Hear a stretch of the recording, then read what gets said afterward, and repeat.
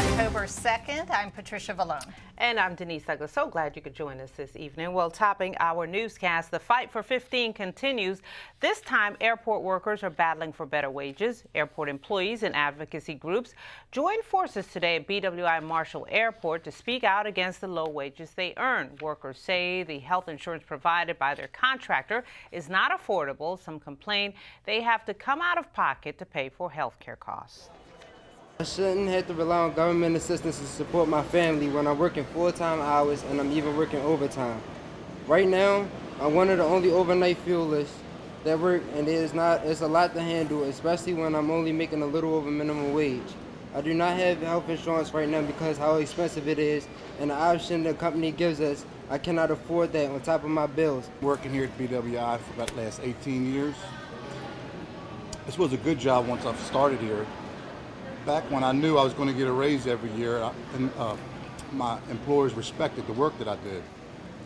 But now, I don't get a raise every year. I'm still waiting to see if I get one at the end of this year. I even recently lost my vacation that I had earned from my years of hard working here. Just last week, the minimum wage for airport workers in New York and New Jersey increased to $19 an hour. Prince George's police laid arrest one of their own. 49-year-old Stacy Gist served 29 years on the force, working in various capacities, including the Internal Affairs Division. The service was held at First Baptist Church of Glenarden, where hundreds turned out to bid a final farewell. Gist died on Saturday following a lengthy illness. Today is a celebration day, amen, for our very good friend, Stacy Gist. A great man, a man who has left a mark, a man who has distinguished himself amongst his peers. Actually, I've known him before we came on the police department. You know, we Southeast Washington, born and raised, both of us, Catholic school educated, and we came on the police department. We had the same ideals when we came on. You know, our ideals were the same, and so we kind of gelled from the beginning. And Gist was interred at Resurrection Cemetery in Clinton. A former lobbyist will spend 4 months in prison in connection with a bribery scheme that involves 7 other officials in Prince George's County. 44-year-old Matthew Gorman represented liquor store owners who gave payments to former state legislators Will Campos and Michael Vaughn in exchange for favors. Gorman wrote the initial draft of the Sunday sales bill and made $75,000 in the bribery scheme. He apologized at his sentencing on Monday, saying he was ashamed of his actions. An estimated 40,000 American women will die from breast cancer this year, and thousands of new cases will be diagnosed. With substantial improvements in research and awareness, more women are beating this terrible disease. CTV's Gina Barty speaks with one woman who is not only a survivor, but a thriver. According to the U.S. Center for Disease Control and Prevention, breast cancer is the most common cancer in women and the second most common cause of cancer death in women. But things are changing. Because of breast cancer research, awareness, and new technology, women are not only surviving this terrible disease, but thriving. I don't think that I was afraid. I don't recall being afraid. Just unsure and just like, well, it's probably nothing, and I'll just wait, because to my knowledge, I had no risk factors. Later on, I did find out, however, that my mother's sister had breast cancer and died from it. But it was at the time when people didn't talk about it, and so she never told us. It was after I was diagnosed. My mother said to me, well, you know, that's what your Aunt Louise had. And I said, well, no, I didn't know. So I didn't have any reason to think that I had breast cancer. You know, I consider myself pretty healthy, and I thought I was in good shape. I'm a walker, and I've always, exercised, so didn't think I had any reason. After that day, then she actually scheduled me to have a biopsy. And so the doctor that I saw for the biopsy, I think it was probably about 2 or 3 weeks later. It was all in February, I recall that. And at the time, right after he did the biopsy, he came out and he said, it's malignant. And I really was surprised and shocked then. And I said, and I actually don't think I believed him.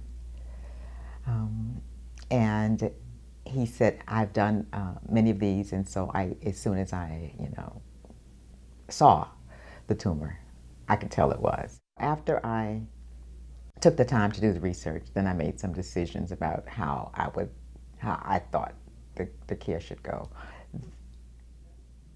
Of the research that I did, it indicated that I didn't necessarily have to have chemotherapy based on the size of the tumor because it was early stage.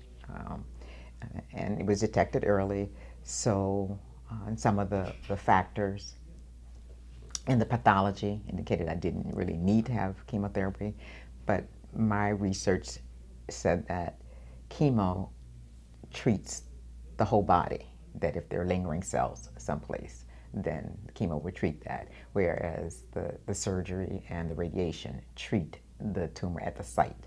And so I decided to have chemotherapy as well. Once I understood what it was I was dealing with, accepted that I had cancer and that it was curable, I went forth with by faith, believing that I was going to be well. At any point at that beginning stage, did you allow fear to come in? And how did you handle that, as well as then how did your family handle that?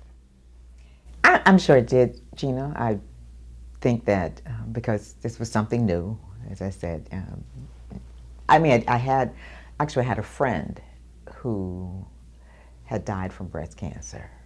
So there was some fear, yes, realizing that she didn't survive. But because I truly, truly believe that for me, God had placed it in my life as a challenge, and that through prayer and love and support and a belief that I could get through it, I would. So I didn't let the fear get in my way. Yeah. One of the things that I learned early on, and I think this is in the very beginning when I was going through treatment, probably for chemotherapy, that treatment, one of the nurses said, "You're a survivor from the day you're diagnosed."